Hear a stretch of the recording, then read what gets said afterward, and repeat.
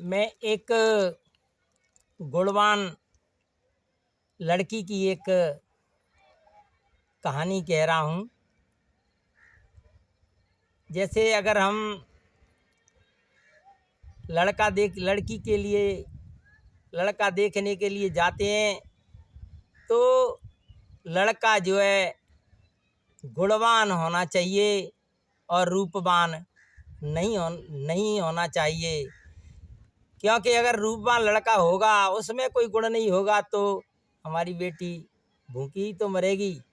इसलिए लड़की से लड़का जो है 19 होना चाहिए, 19-21 का अंतर होना चाहिए और लड़का हष्ट-पुष्ट हो और बेटी के लिए एक अलग सेपरेट रूम हो, इतना जो है अवश्य देखना चाहिए। एक राजा की कहानी है। एक राजा था, उसकी एक बेटी थी, वह बहुत सुंदर थी, वह सयानी हो गई थी। तब रानी ने कहा कि महाराज अपनी बेटी जो है सयानी हो गई है, शादी के योग्य हो गई है, इसलिए अपन को लड़का देख लेना चाहिए। और इसी रानी के कहने पर राजा ने जो है ऐलान कर दिया कि जो कोई मेरी बेटी से शादी करेगा उसको मैं आधा राज्य दे दूंगा।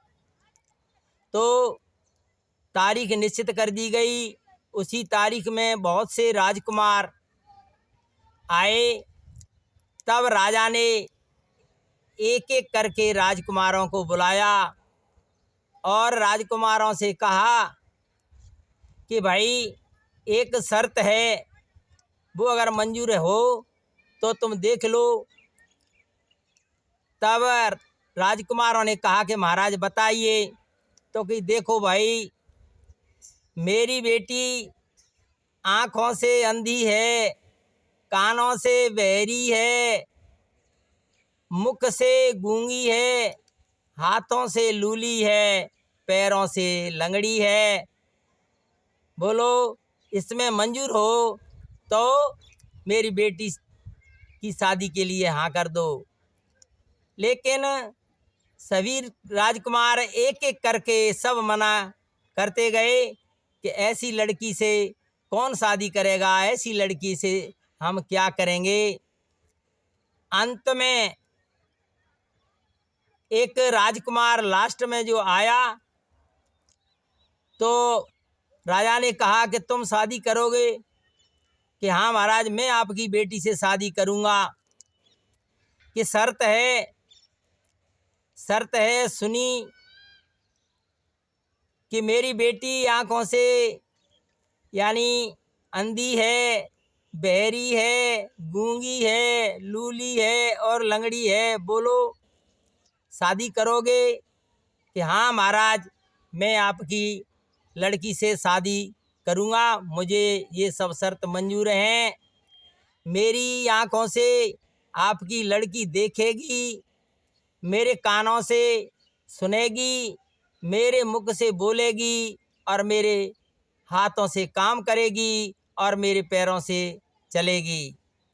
तब राजा ने अपनी बेटी को बुलाया। बेटी आई, अपने पैरों पे चलकर आ रही थी, पैर सही थे। आकर के राजकुमार ने देखा आंखें सही और हाथ सही, सब कुछ, और बोल रही थी, सुन रही थी। तब राजकुमार ने राजा से कहा कि महाराज आप तो कुछ और ही कह रहे थे, ये तो सब सुंदर हैं, गुणवान है लड़की तो सभी प्रकार से। तब राजा ने कहा कि मैं जो कह रहा था वो सत्य था। किस प्रकार से? कि मेरी बेटी ने अपनी आँखों से पराये पुरुष को कभी नहीं देखा है। मेरी बेटी ने कानों से कभी किसी की बुराई और निंदा नहीं सुनी है। मेरी बेटी ने अपने मुख से किसी की चुगली और बुराई और निंदा नहीं की है। और मेरी बेटी ने हाथों से किसी जीव की हत्या नहीं की, किसी जीव को दुख नहीं दिया। और पैरों से मेरी बेटी गलत जगह पर चल करके नहीं गई, क्योंकि गलत जगह पे ये पैर ही ले जाते हैं, इसलिए पैरों से गलत जगह पर नहीं गई।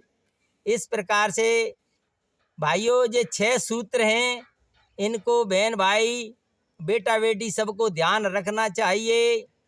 पहले सूत्र में जैसे आँखों से है देखना है तो सभी को बहन और बहन की तरह से देखना चाहिए, और लड़कियों को अपने भाई की तरह से देखना चाहिए।